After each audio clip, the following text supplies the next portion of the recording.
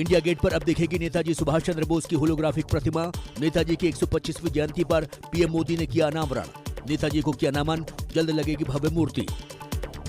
जिन्होंने बड़े गर्व के साथ, बड़े आत्मविश्वास के साथ, बड़े साहस के साथ अंग्रेजी सत्ता के सामने कहा था, मैं स्वतंत्रता की भीख नहीं लूंगा, मैं इसे हासिल करूंगा।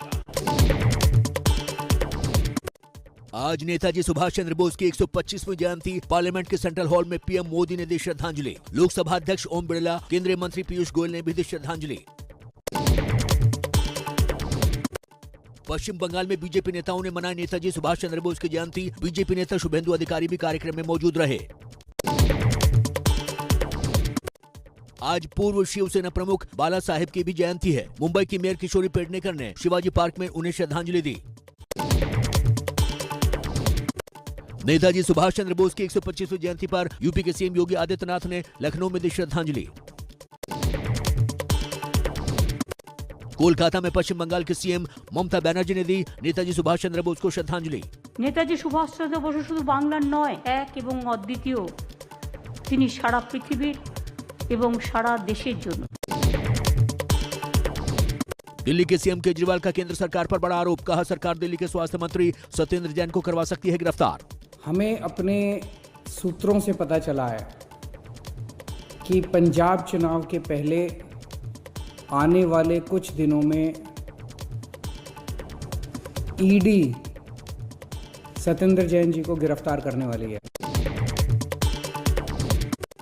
खुद की गिरफ्तारी के मामले पर बोले दिल्ली के स्वास्थ्य मंत्री सत्येंद्र जैन, हर बार चुनाव से पहले होती है साजिश, मिलता कुछ नहीं। पहले भी मेरे घर पे 2 बार रेड कर चुके हैं, तब भी कुछ नहीं मिला था, फिर से आ जाएं, वेलकम। पिछली बार भी पंजाब इलेक्शन से पहले ही स्टार्ट हुआ था। केंद्रीय एजेंसियों पर केजरीवाल के बयान पर बीजेपी का जवाब। कहा, केजरीवाल प्रेस कॉन्फ्रेंस कर ढोंग कर रहे हैं। जैसे चोर की दाढ़ी में तिनका होता है, मुझे लगता है कि अरविंद केजरीवाल जी की चोर की दाढ़ी में वाकई ही तिनका है। अरविंद केजरीवाल साहब, अगर आपने कुछ नहीं किया तो इतना घबरा क्यों रहे हैं? अरविंद केजरीवाल ने कहा, केंद्र सरकार कर रही है एजेंसियों का गलत इस्तेमाल। हम नहीं डरते छापे से, पंजाब के सीएम चन्नी की तरह रोते नहीं। तो हमें ना जेल जाने से डर लगता, ना आपकी रेड से डर लगता है। हम चन्नी जी की तरह बौखलाएंगे नहीं, बुरी तरह से बौखलाए हुए चन्नी जी। हाय रे, मर गया रे, मेरे ऊपर रेड कर दी रे, मेरे रिश्तेदारों पे रेड कर दी रे। क्यों बौखलाए हुए हैं? वो बौखलाए हुए हैं क्योंकि उन्होंने गलत काम किए हैं। पंजाब के पूर्व सीएम कैप्टन अमरिंदर सिंह ने अपनी पार्टी के उम्मीदवारों की पहली लिस्ट जारी की। लिस्ट में 22 उम्मीदवारों का नाम। कैप्टन खुद पटियाला से लड़ेंगे चुनाव।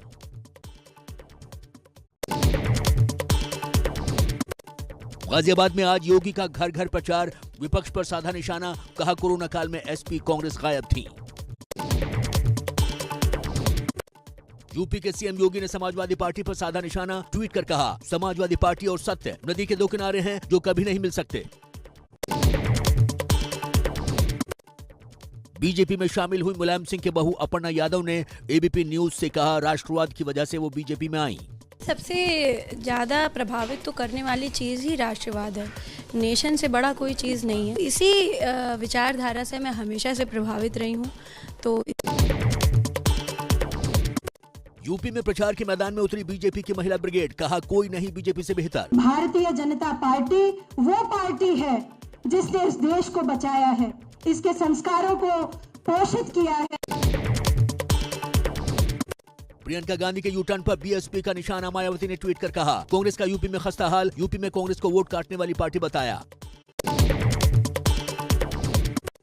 यूपी में बीजेपी के चुनावी गाने पर एसपी का पलटवार। एसपी प्रवक्ता अनुराग भदौरिया ने कहा, अब की भाजपा के हार बा। अरे मत पूछा दादा, यूपी में जुर्म धुआंधार बा, जनता लाचार बा, महंगाई के मार बा, झूठ के अंबार बा। अब का होई?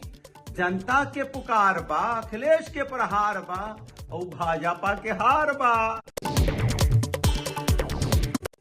उत्तराखंड के लिए कांग्रेस ने 53 उम्मीदवारों की पहली लिस्ट जारी की। लिस्ट में हरीश रावत का नाम नहीं, सिर्फ 3 महिलाओं को टिकट। चक्राता से प्रीतम सिंह, हल्द्वानी से सुमित हृदयेश और बाजपुर से यशपाल आर्य उम्मीदवार। उत्तराखंड कांग्रेस की सूची में हरीश रावत का नाम न होने पर उत्तराखंड के सीएम पुष्कर धामी का बयान। कहा, वो खुद ही चुनाव से दूर जा रहे हैं, इसलिए उन्होंने अपना नाम नहीं डलवाया। वरिष्ठ कांग्रेसी नेता हरीश रावत का अपनी ही पार्टी को लेकर अजीब बयान। कहा, उत्तराखंड में हम फॉर्म में हैं, लेकिन देश भर में Congress out of form. Manipur के टिकटों को लेकर बीजेपी की कोर कमेटी की बैठक शुरू। जेपी नड्डा की अध्यक्षता में चल रही है बैठक। गृह मंत्री अमित शाह, मणिपुर के सीएम बीरेन सिंह समेत कई नेता मौजूद। कांग्रेस ने मणिपुर चुनाव के लिए 40 उम्मीदवारों की पहली लिस्ट जारी की। पूर्व सीएम ओकराम इबोबी सिंह थोबल से चुनाव लड़ेंगे। 25 जनवरी को राष्ट्रीय मतदाता दिवस पर भारतीय सूचना सेवा के अधिकारी और ब्यूरो ऑफ आउटरीच कम्युनिकेशंस विभाग के महानिदेशक सत्येंद्र प्रकाश को मिलेगा सम्मान। चुनावों में लोगों को जागरूक करने और मतदाताओं को जोड़ने के योगदान को लेकर दिया जाएगा अवार्ड।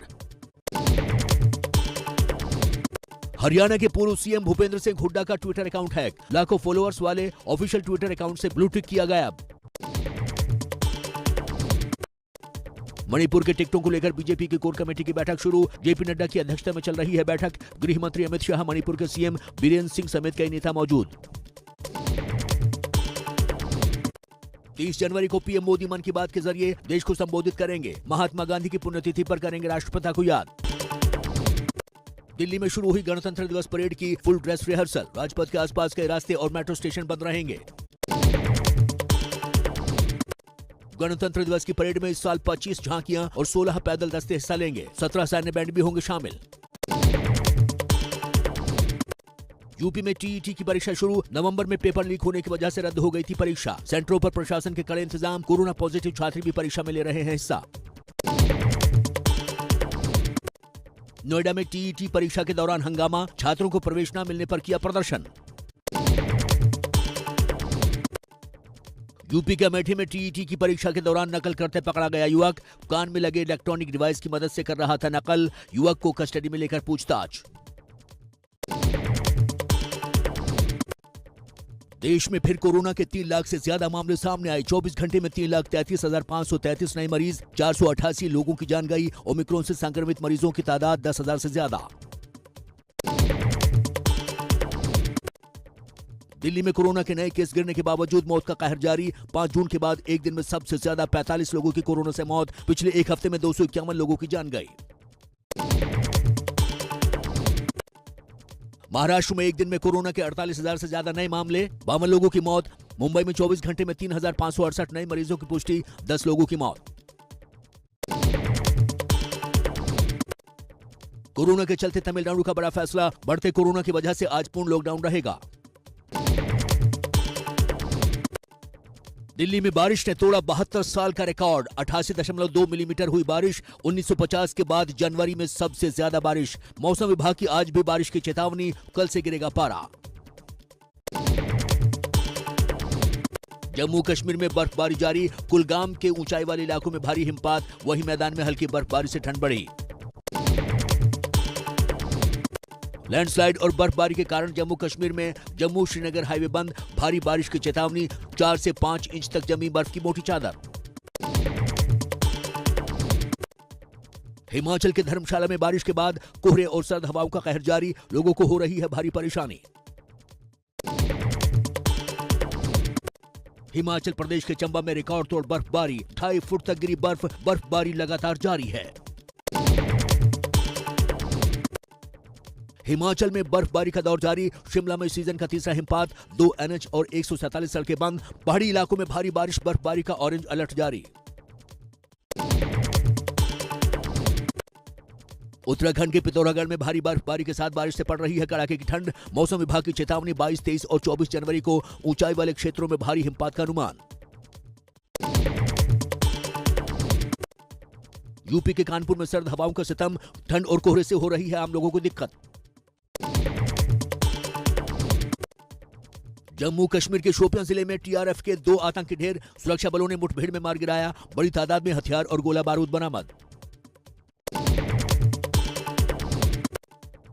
अरुणाचल प्रदेश के अपर सियांग इलाके से लापता हुए भारतीय युवक की सुरक्षित वापसी का चीन ने भरोसा दिया है। सूत्रों के मुताबिक इसमें 7 से 10 दिन का वक्त लग सकता है।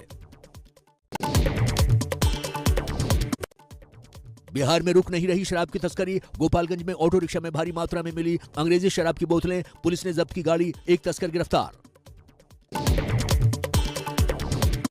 मुंबई में फर्जी बैंक कर्मचारी बनकर लोगों से ठगे 9 लाख रुपए। मुंबई पुलिस की साइबर सेल की टीम ने 2 लोगों को गिरफ्तार किया। हिमाचल की शिमला में शराब के नशे में पुलिस से उलझे सैलानी, एएसआई को जड़ा थप्पड़, पुलिस ने हवालात में डाला।